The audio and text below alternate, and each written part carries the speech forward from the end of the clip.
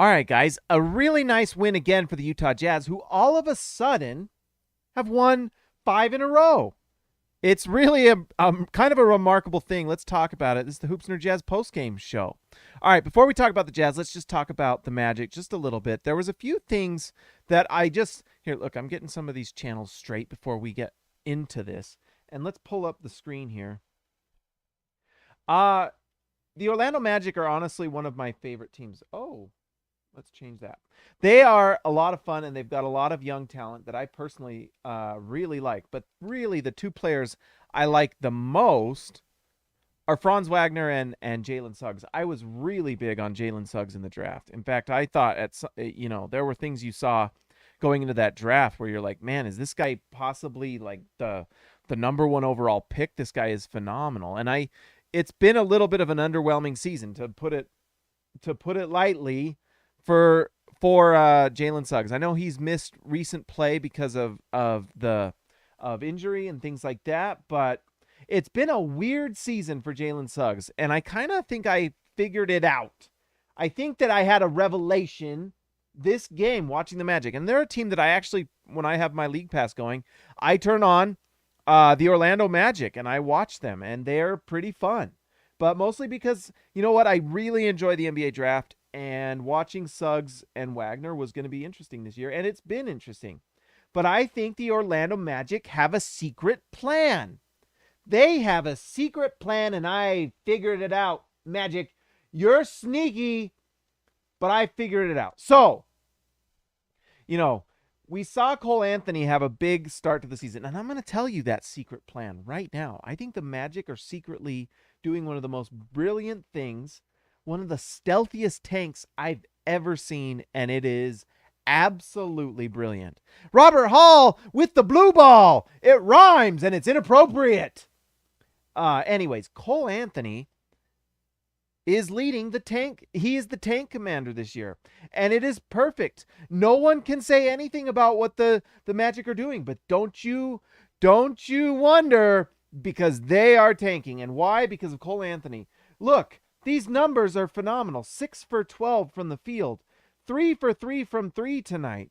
Who could argue? Who could say anything but that Cole Anthony is playing great and the Magic should play him? The only issue is that the Orlando Magic are just not winning any games. The Orlando Magic, let's just look real quick and pull this up. They are leading a really... get off the screen. The Orlando Magic are 14th in the East. They've won 13 games. Can we switch this to just be everyone? Well, let's see. So they're 14th in the East. They have won 13 games. That means they are the second to last team in the NBA. Cole Anthony is the perfect tank commander for you if you would like to lose games, because one, he's in his second season. He's putting up pretty decent numbers. I know they've tapered off. To start the year, he was looking crazy, but they've tapered off. His three-point shot has fallen. Let's just look at it just to back up what I'm saying, because people in the comments will argue with me, and I learned again, do not argue in the comments. Do not do that. But I did that again, and I decided that I made a mistake. Anyways, this season, Cole Anthony is putting up 17 points a game. He's shooting 33% from 3, which, honestly, 33% is the equivalent of shooting 50. But his field goal percentage is at 39, so he'll have a night like tonight, and you'll think, oh, great. No, he is shooting 39% from the field and 33% from 3. So overall, very low negative efficiency. That is having a huge negative impact on the game. And then when you consider that his, assist actually is pretty decent. 6.1, turnover ratio 2.9. That's actually pretty good. But the shooting is just not there. And the problem is Cole Anthony's not big. He is a terrible defender. And so what happens is that he's kind of really stunted the growth of Jalen Suggs. And if we're being honest, Franz Wagner, who's had a remarkable season and should be like first team all rookie. But because you have Cole Anthony taking all these shots, playing 36 minutes, he has 18 points, and he was a minus 18, which I believe was the worst of the Orlando Magic. How perfect is that? If you can get another pick to go along with Franz Wagner and Jalen Suggs, and there's some nice top end talent in this draft, some really nice wings. If you have your guard, your two nice wings in Wagner and whoever they draft in the draft, and then you either go with Bamba or Carter, or you just get someone else, that's a perfect tank. It's perfect. The Magic figured it out. They've got the perfect tank going, and it's led by Cole Anthony, who is not helping them win games, but he is helping them get a pick. And I bet you, here's my prediction, he is traded in the offseason, because what'll happen is then they get another nice guy, the kid from Duke or someone like that, and then you trade Cole Anthony and you give the ball to Jalen Suggs and their new wing that they will likely draft, and boom, now you start to develop. And I love it. And they might not even be good enough next year, because the growth stunting that Cole Anthony has done has made it possible. So shout out to Cole Anthony leading the perfect stealth tank, and then someone else can pick him up. His destiny is to be a 6-man, 15-minute-a-night guy to come in and score like this, but nothing more. Zintas, X marks the spot. I am glad the Jazz got 5 in a row for my birthday. Happy birthday, Zintas! X marks the spot for Zintas. X marks the spot for your birthday. Many blessings to Zintas. And thank you for the $5. On my birthday, you gave me $5? Everyone, tell Zintas happy birthday. Everyone, in the comments, in the chat, please. Everyone, let Zintas know he deserves to have another wonderful year on this planet. All right, that's all I got to say about the Magic, other than I really like Jalen Suggs. I wouldn't be surprised if next year he has a bump. But it's really hard to play well when you've got this guy sucking up all the possessions and you're not learning how to play pick and roll, because this guy is an all-around guy, and you saw his size and athleticism. I love Suggs. Honestly, all right. Let's throw something out there. Let's talk about the Jazz. Lots of things to talk about. So the trade deadline passed. People wanted me to talk about the trade deadline. I was fine with it. I liked the trade deadline for the Utah Jazz. I think the Jazz were very smart. And by the way, Nickeil Alexander-Walker looks like he has the defensive potential that the Jazz need. Now, is he going to bring that this season? Likely not. Probably not going to play at all. If anything, if there was something I was disappointed with the trade deadline for the Jazz, it was that I wanted certain players traded, like Jordan Clarkson and maybe even other guys, Bojan Bogdanovic perhaps, especially after a night like tonight, so that other guys could play. I have loved what I've seen from Eric Paschall. I think we've seen Trent Forrest just blossom into something just really nice. We've seen Doak actually grow and become something really nice. And you know what? Utah has Rudy Gobert coming back. So I just thought, you know what? It would be nice is just solidify that position for Trent and honestly give Jared Butler more minutes. And by the way, we've now got Nickeil Alexander-Walker, so why not give him more minutes? I think the Jazz did what they. I wasn't surprised though that a move didn't happen, because I just don't think Jordan Clarkson has super high trade value now. I think that it's better to just keep him and let him do what he does best, and go with Jordan Clarkson, and then see what happens this playoffs, and then this offseason might be fireworks for the Jazz. This Jazz team still has the pieces and still has the potential to be amazing. Rudy Gay is still on that bench, and we know that what he can do. And obviously a guy named Rudy Gobert is still waiting to come back. And I think one of the things to be excited about this game was the defense. The defense now for multiple games since Donovan Mitchell has been back has been fantastic. Fantastic. Udoka, Azubuike, and Hassan Whiteside have been phenomenal playing that center spot. Both of them have been really solid. And so these Jazz perimeter players, Royce O'Neal has stepped it up in a monster way lately. And you've got Trent Forrest playing defense. You've got Eric Paschall, who comes in, plays really good defense. And it's been nice. It's been really good. So I think the Jazz have found out kind of that they can have a winning formula as long as the perimeter players around Donovan Mitchell, Mike Conley, if they're playing defense, it's great. And you know why the defense won tonight? You want proof of that is because look at what Bojan Bogdanovic did tonight. Holy smokes. 2 for 12 from the field, 1 for 8 from 3. He did have 7 rebounds and 3 assists and 1 steal, but the guy could not shoot the ball. It was bad. It does give you a little hope that maybe even the defense from Bojan is improving. But yeah, 4 turnovers, just an awful, awful offensive night from Bojan Bogdanovic tonight. And the Jazz still won. So what that tells you is that defense is just improving leaps and bounds and really gives you some hope for the playoffs. And I think Quinn Snyder and the Jazz now my leg itches. And I'm actually tired, guys. It's been a long week for me. I am like exhausted, but guess what? The show must go on.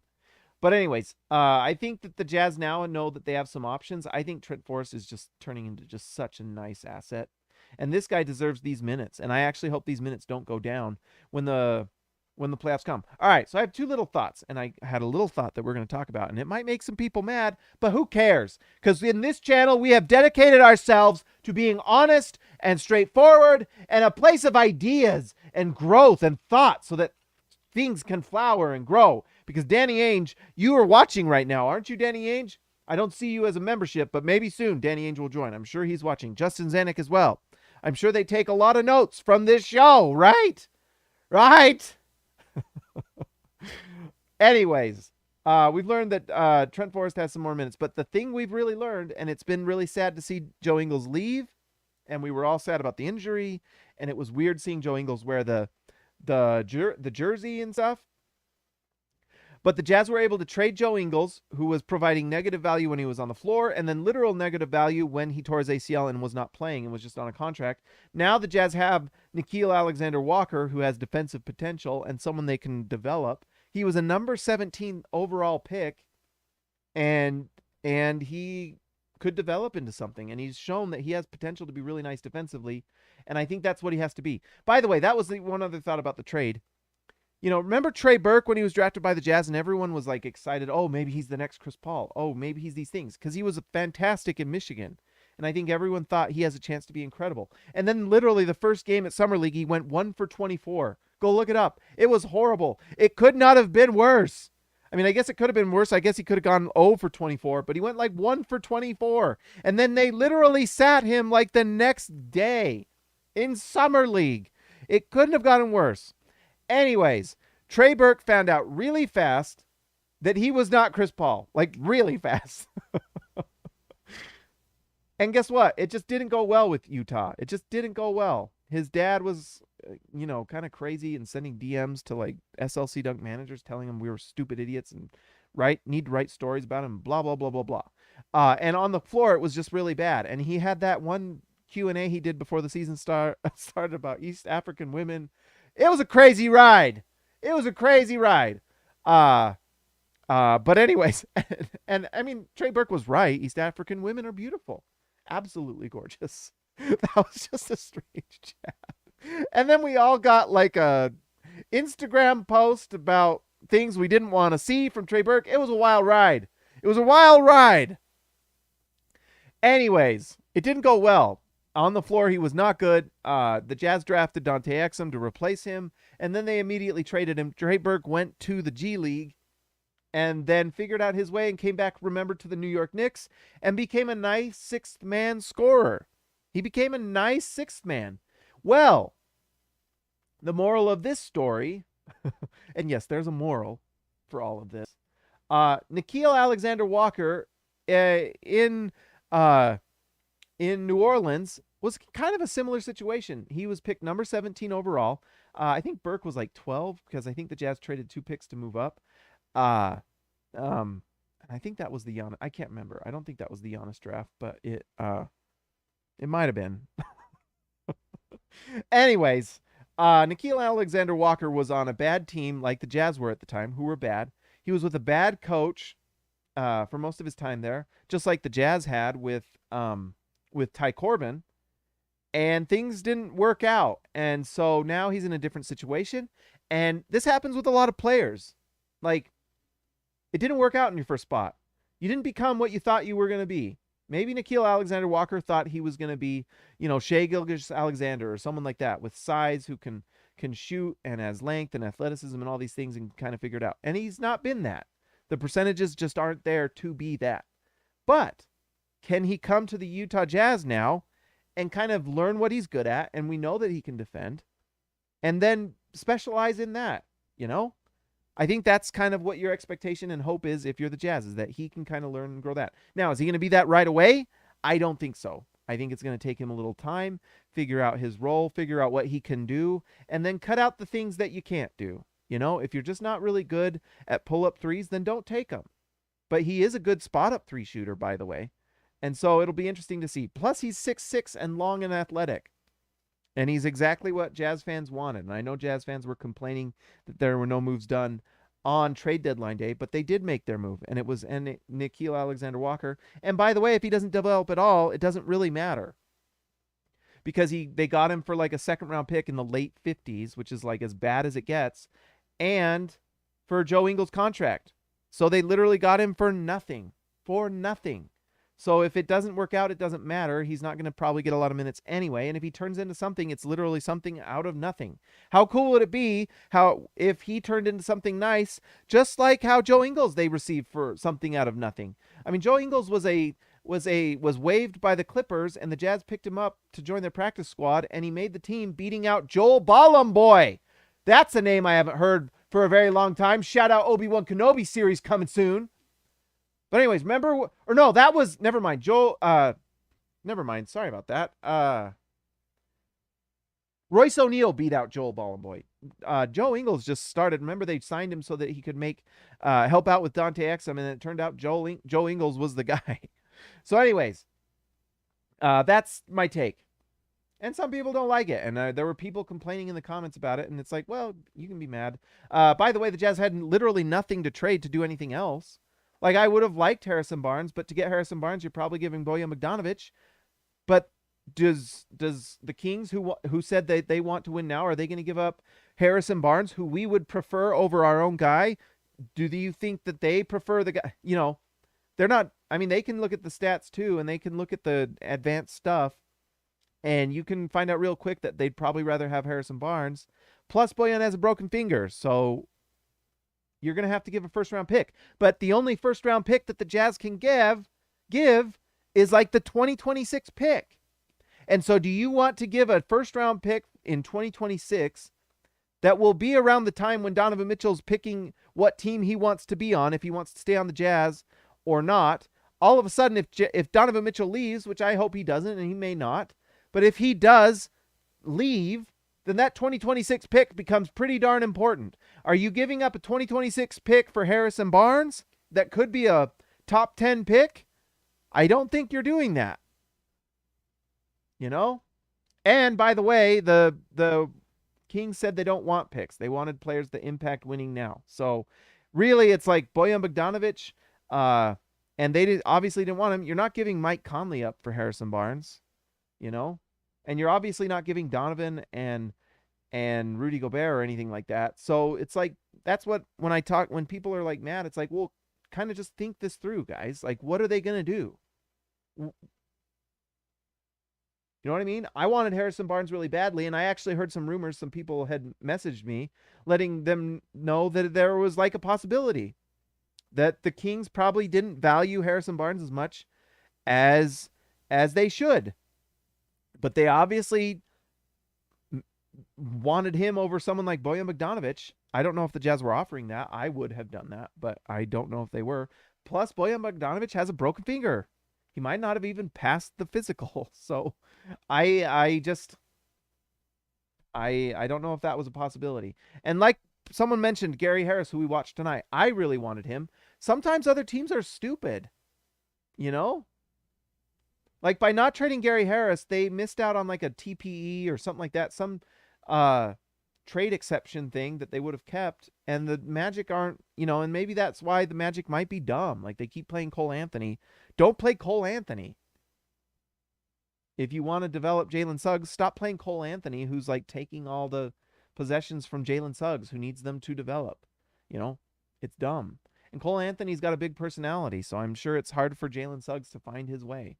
You know, and sometimes teams are just dumb. Like, they don't want to get, like, it takes two to make a trade. That's the other thing. It's like, if you want Jeremy Grant, well, they've got to agree to what you want to give them, and the Jazz don't really have a lot. And the Jazz front office, Dennis Lindsey, before screwed the Jazz. They just did. The Jazz were screwed. We were all screwed, Jazz fans, by the last 2 years of Dennis Lindsey. Just screwed. They traded that first round pick for Derek Favors. It's protected. And the Jazz have to wait. So they don't have a 2024 pick. And by the way, you can't trade 2 consecutive year picks in a row, at least non-draft night. So the Jazz have to wait till the pick conveys to Memphis this year to be able to trade next year's pick. And they can only trade next year's pick on draft night through a loophole. So you have to wait till draft night if you want to trade the 2023. So the Jazz have their 2023 pick, but you can't move it. So they didn't have anything to trade anyway until 2026. And like we said, you don't want to trade the 2026 pick. I don't. If you did, you are a bad GM. You just are. Because guess what? We don't know what Donovan Mitchell's doing. You know? And by the way, who knows where the Jazz will be in 2026? Maybe you want to wait till then. Maybe it's like that's the year you can find something and it's your final chance to prove things to Donovan. So it just didn't make sense. Unless someone was really good that was available. But obviously there was not. And, you know, the biggest name that moved was Ben Simmons. And I don't think that trade was happening because Daryl Morey wanted James Harden. So, like, we talked about it for months. Like, you know what? I would trade Mike Conley for Ben Simmons because he's just like a younger, very talented player and an upgrade in a lot of ways. But you have to have the other team want it. And the Sixers wanted James Harden. They did not want Mike Conley in a 2026 first because they wanted James Harden. So that is that. That is, you know what I mean? And I'm pretty sure most people out there, if you're picking between Mike Conley and James Harden, you're picking James Harden. You just are. So, you know, we could talk about all the players that we wanted, but in reality, and watching this, and I kind of wanted to do a video about it, but I just haven't had time. It's crazy. But you go through every trade scenario, and really, like, the guy they got was likely better than what was not likely. It just was better than what the Jazz were offering. You know? We wanted Josh Richardson. That was like the thing coming from like Jazz Media and all the Jazz tryhards and everyone out there that tries to get in with the Jazz and all that stuff. So obviously the Jazz were trying for Josh Richardson. There was rumors like crazy. They wanted him really bad, but they went and got Derek White. We don't have anyone on that level to beat that out. You're not giving Mike Conley for Josh Richardson, obviously. And Trent Forrest, anyone who's picking between Trent Forrest and Derek White is likely choosing Derek White. So, you know, and they got a pick. So San Antonio actually had a pretty nice trade deadline. I'm not going to lie. They got Tomas Satoransky and they got Josh Richardson and they got a pick in that trade. So the Jazz were screwed, guys. They just were screwed by Dennis Lindsey's last 2 years, and that's the story. That's the story. Like, honestly, someone tell me in chat who you wanted, and we'll go through the trade. It wasn't there. It wasn't there. And so, honestly, Ainge had a great trade deadline. We got a prospect that's really nice for nothing. Like, for nothing. And if he doesn't turn out to be any good, it doesn't even matter. You know? It doesn't matter. So, it was a nice trade deadline. Robert Hall, member for 13 months. Robert is one of the original OGs, the Hall of Fame. Bojan will find his mojo again soon. I have faith. I think so too. I think that All-Star break is going to be really nice for Bojan, and it's going to give him a chance to heal up. You know, he's got a broken finger, so it really sucks, and the Jazz need him to be good. So I think they should give him a month off, to be honest. But maybe it makes no difference whether he plays or not, and that finger is going to heal regardless, and I'm sure that's why he's playing, you know. Anyways, let's talk about Donovan Mitchell. He had another off shooting night tonight a little bit, but was a plus 21. And part of that was because he was scoring in other ways. That's one of the cool things lately about Donovan Mitchell is that when the shot's not falling, in the last 2 games it hasn't, he's found out to be really impactful winning the game. So look, you think 31% from the field, 3 for 11 from 3. Not great. And that's with Gary Harris and Jalen Suggs guarding him, by the way. Really good athletes, really good defenders. But guess what? 24 points on 19 shots because he went to the free throw line and shot 10 free throws. And he was 90% from the free throw line. So that's fantastic. Also, 7 rebounds. Donovan is out there trying to win in different ways. And Donovan was amazing defensively tonight. The 3 steals were great. Donovan was guarding the pick and roll. Let's just watch this. He was phenomenal. So let's just watch what he's doing and look at it. Look at that. That's just getting your arms in there with that 6'10". By the way, remember, Donovan Mitchell with the 6'1" Donovan Mitchell, if he's even that, with the 6'10" wingspan. It's insane. There we go again. The wingspan, stealing the ball, just great. And he's playing just can I say, just to talk about Rudy talking about Devin Booker, it was like Devin Booker-like defense tonight from Donovan Mitchell. That's my joke on Twitter. It's not really like most of my jokes, it's not working. There we go. Passing lanes, getting steals. Fantastic. Donovan Mitchell is doing the things that everyone wants him to do, and he needs to be praised for it. So shout out to Donovan Mitchell with the defense. Let's see. Hassan Whiteside, the last 2 or 3 games, has been phenomenal, and I think it's just because he's healthy. Look at these numbers. 15 points, 18 rebounds, plus 17 for Hassan Whiteside. Just massive numbers.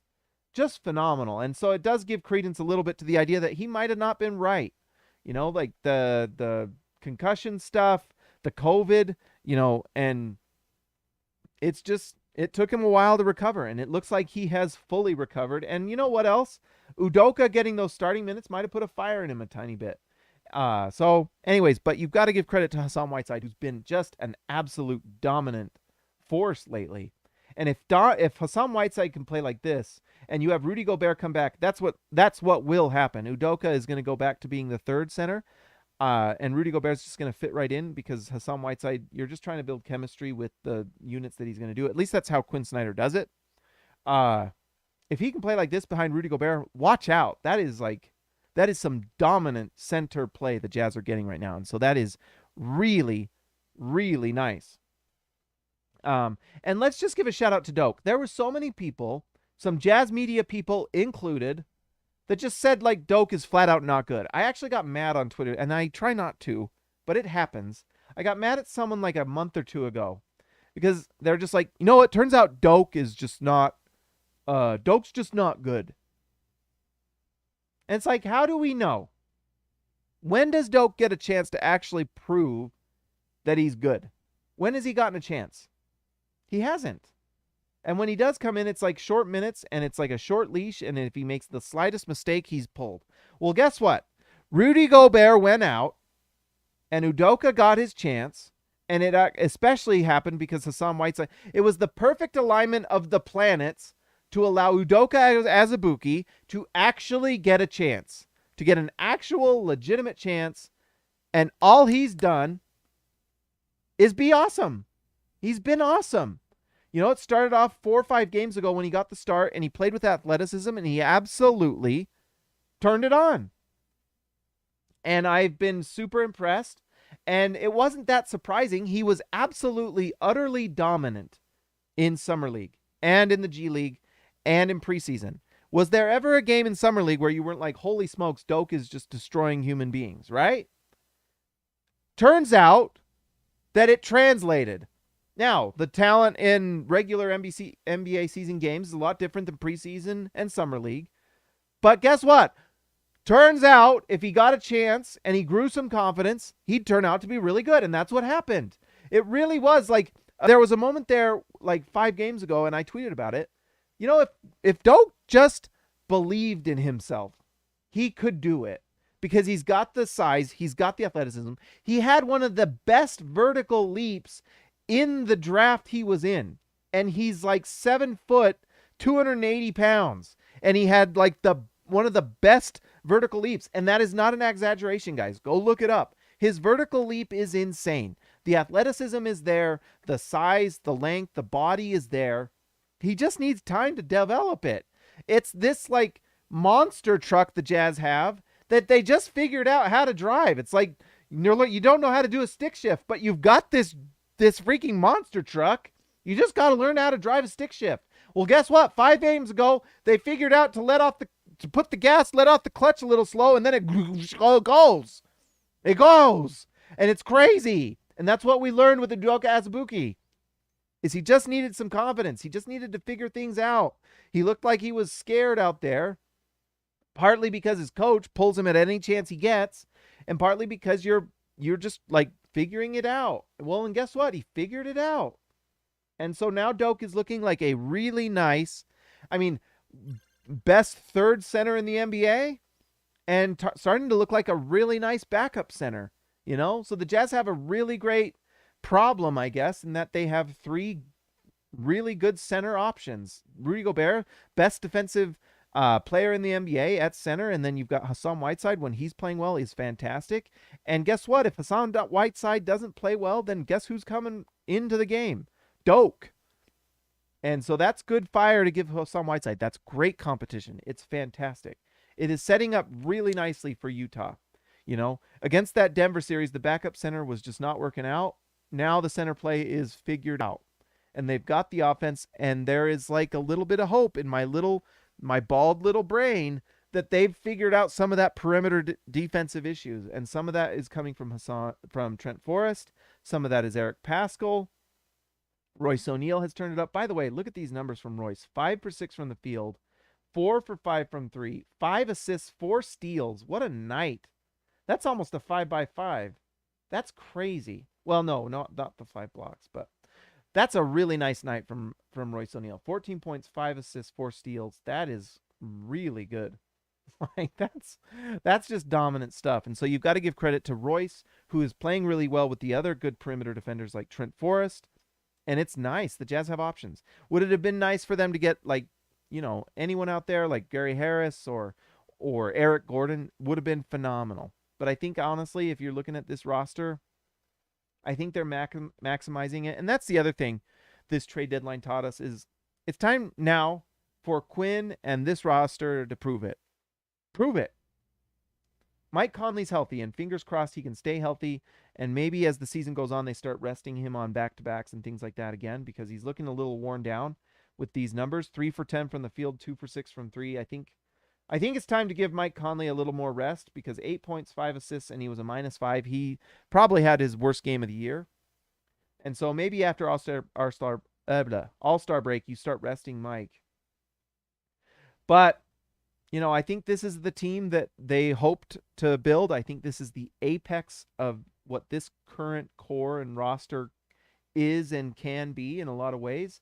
You know, if they had not if they had not made the Favors trade, they might have been able to maximize it. But that's just spilt milk, and that there's nothing you can do. That trade sucks so bad. I hate that trade so much. But anyways, if they hadn't done that trade, they might have been able to use that pick to actually get a player. If you use a first-round pick to get off a contract, you should immediately be fired as a GM. That means you sucked. And that's why Dennis Lindsey was fired. That sucked. You should never, ever do that. But anyways, this is the maximized roster. And so they're going into the playoffs with this roster, the one that they've had for the last 4 years. And it's time to just put up or shut up. You know, it's time to just do it. And they have lots of options. Rudy Gay will come back. Obviously, Rudy Gobert will come back. And this is the roster. And Quinn Snyder needs to prove it. And this roster needs to prove it. You know? At some point, you've got to prove it. And there's no more excuses. And yes, they've had injuries the last couple of years. But it's it's time. The loss that actually hurts me more, the Clippers loss sucked. They should have been able to beat the Clippers minus Kawhi, but the Jazz had injuries as well. But it's the Denver loss that still hurts and still haunts me. Because I know we talked about, like, well, if Conley and Mitchell were healthy, well, guess what? They were 100% healthy against Denver. Donovan Mitchell was absolutely out of his mind offensively, if you remember that series. Mike Conley missed the first 2 games, but he played the others. And the games he missed, the Jazz barely lost that. I think it was the first game they lost on, you know, and they had that one backcourt violation. But Donovan Mitchell played out of his mind offensively those nights, just out of his mind. And so offensively was there. They just didn't have Bojan Bogdanovic. And maybe Bojan makes the difference in that series, probably, but the defense just wasn't good enough in that series. And then the Clippers series hurts too. So it's time. It's time to prove it. It's time for Quinn and this Jazz roster to prove that they are what they said they are. If they do not make the Western Conference Finals, I think you're going to see an absolute crazy offseason this upcoming offseason. I think it's going to be absolutely everyone is on the table except for Donovan Mitchell and Rudy Gobert, but I think even then, like, You might even see something crazy with that. So it is put up or shut up time for the Utah Jazz. All right, I think that's all we got tonight. Let's give a shout out to our All-Stars. These are the guys that make it happen. These are the guys that make the right play. They never get tired. They're never out of the game. They're always putting up every night. Let's give a shout out to let's see, Ryan Perry, the legend, Christian, in-house money to Haas, Tyson Price, the Price is Right, Baby Elliott Matson, X marks the spot with Zintas. Happy birthday, Zintas! Happy birthday! Jordan the GOAT, Best Roll, Joshua Hansen, the Danish Destroyer, and one Anton Warren, Ezekiel Rice-Seabay, the man from Down Under, JT Buckets Wardell, Austin R. Grant, Editor Extraordinaire, Eric C., the C stands for Champion, Donald Schooley, schooling all of us, DW to CB, Darren Williams to Carlos Boozer, Jorge Arrizaga, mi amigo de abajo, Lee Christensen driving the lane, Patrick Kubo, the Connoisseur, Robert Hall of Fame, and DW, Jazz going all the way. Can they go all the way, DW? Can they? I think they have a chance. I think they have a chance. Guys, if you're new here, like and subscribe to the channel. Make sure you're sharing it with your buddies. Let's figure out a way to share this on all the channels. Just flood Jazz Reddit with this. Flood it. Flood it.